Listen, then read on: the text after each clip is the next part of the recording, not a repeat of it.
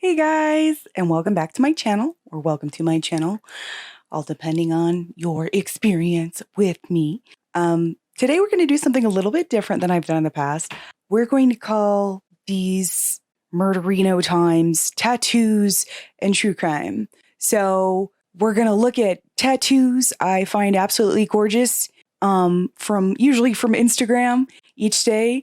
And we're also going to do a true crime case that somehow involves tattoos, whether it's through how they're found or today's particular one I'm going to lead you to. It's unusual and a bit comical, so we'll get there.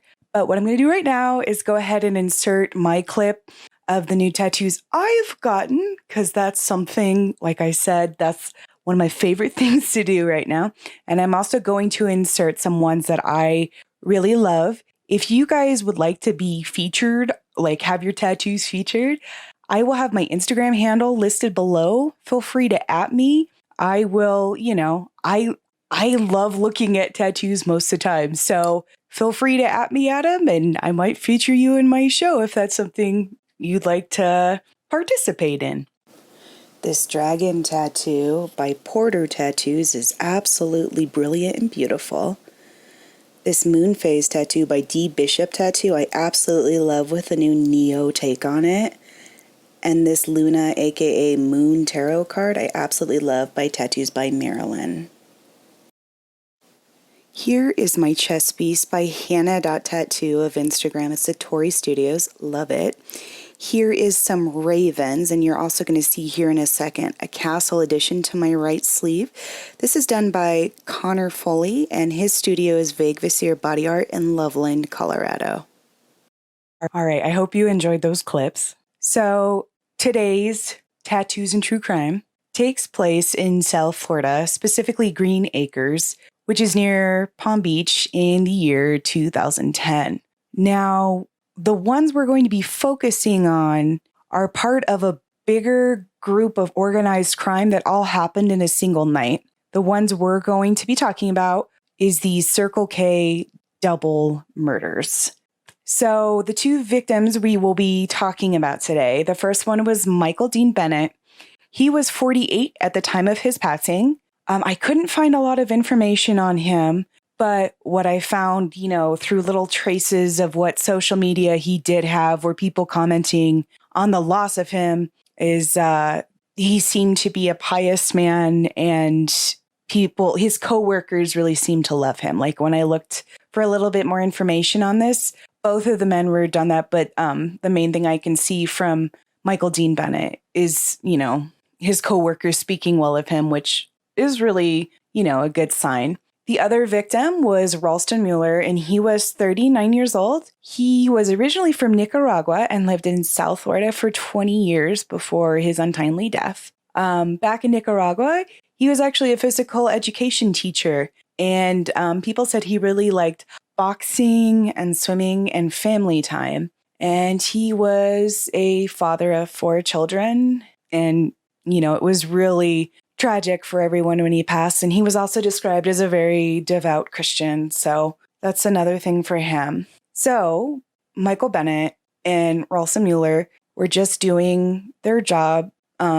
Michael was apparently stocking the shelves, and Ralston was behind the counter when 2 masked men came in and changed everything. I'm going to go ahead and insert a news clip here from the local news at the time of this happening to show a little bit of the footage and also the account of what had happened then.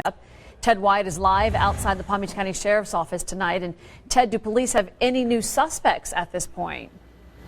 They have an idea of what these men, what they tried to pull off in this store, and they have a better MO of what they were actually doing there. But police are asking for the public's help in tracking down these 2 criminals, 2 men who shot and killed 2 store clerks, even though they complied to their directions and demands. The thieves entered the Circle K convenience store in Green Acres late Friday night. One is armed with a handgun. The other is carrying an AK-47 style assault rifle. They move quickly and are in and out in 50 seconds, but not before they shoot and kill the store clerk. Our 2 victims were completely compliant They followed the robber's directions totally, gave them the money, did not fight. It appears they did not resist in any way, shape, or form, and these two individuals were gunned down in cold blood. Investigators say these men are far different from the four criminals who pulled off weekend armed robberies in Boynton Beach, Jupiter, and Stewart. They came in with a purpose, I guess is the best way to put it. And when you see the video, you'll kind of understand what I mean, as they knew exactly what to do. It wasn't kind of like some haphazard type of throw around. They knew exactly where to go in the store, they knew exactly where to position themselves in the store, and they knew exactly what to get when they left the store. The slain clerks are identified as Michael Bennett and Ralston Mueller. Police are asking for the public's help in tracking down these criminals. Police believe that they are looking for 2 white males or perhaps 2 light-skinned Hispanic males. It took time, but eventually 8 suspects were brought in for a larger crime circle, and this was referred to as Operation Cops and Robbers. And fortunately for me, there was a lot of news footage on this particular case, so I'm going to insert another clip here. I'm Meredith McDonough. Thanks for joining us. Sheriff's deputies say that the streets are a whole lot safer after a series of arrests dubbed Operation Cops and Robbers. Kathleen O'Toole has been working this story all day. She joins us with more on this big arrest. Kathleen? Well, they range in age from 21 to just 17, yet despite their youth, the crimes this group is accused of shook families to their very cores. Too emotional to talk, the family of a murdered Circle K clerk came to hear official word of arrest in his case. Ralston Mueller Sr. and another cashier were gunned down in April, and Robert Alvarez and Darnell Raz now stand accused of first-degree murder. The allegations in these cases really constitute a Category 5 hurricane of violence. Prosecutors believe those winds are now calmed with the arrests and court appearance of 8 young men clearing cases of murder, kidnapping, armed robbery, and firing on a police officer.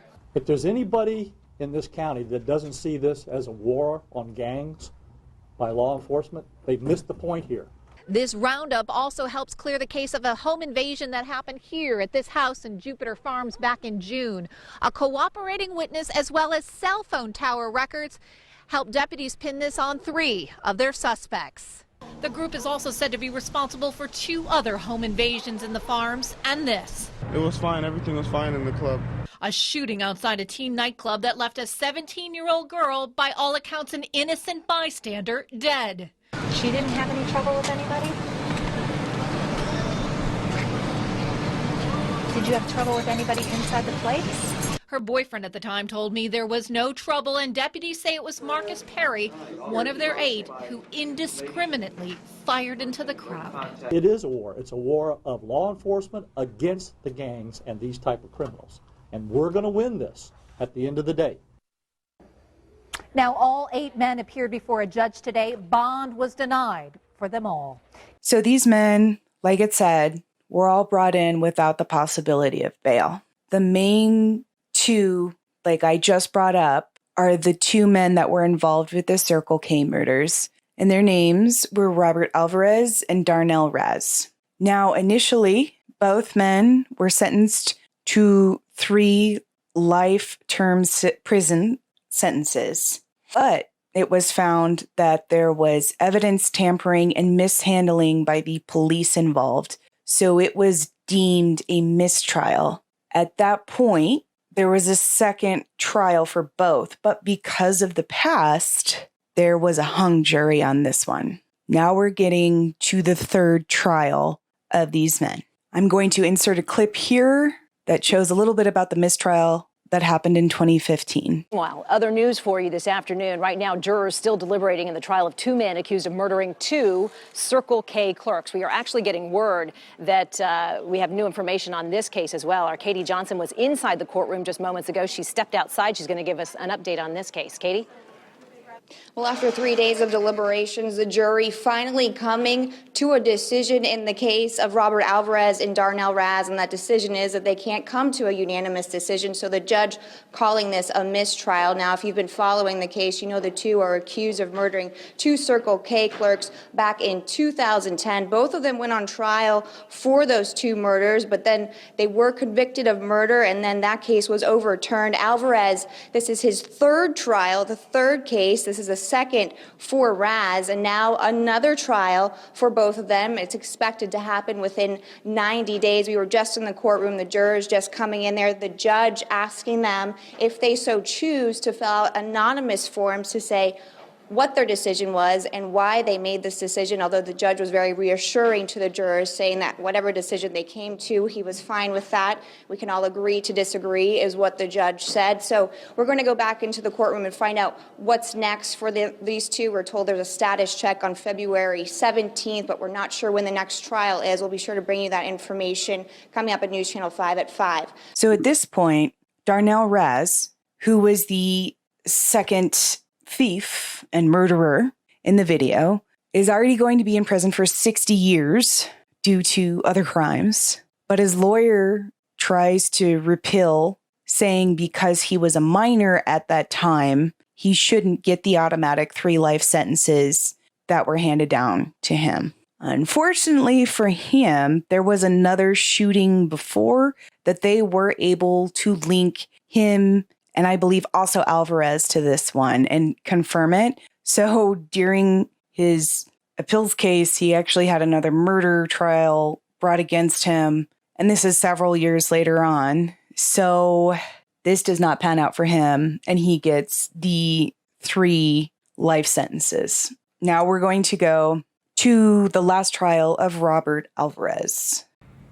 Kelly, the big question here is if you were a juror and you walked into a courtroom and the suspect looked like this with tattoos all over his face, would you have preconceived notions? His attorney says people do, and that's why he covered up the tattoos.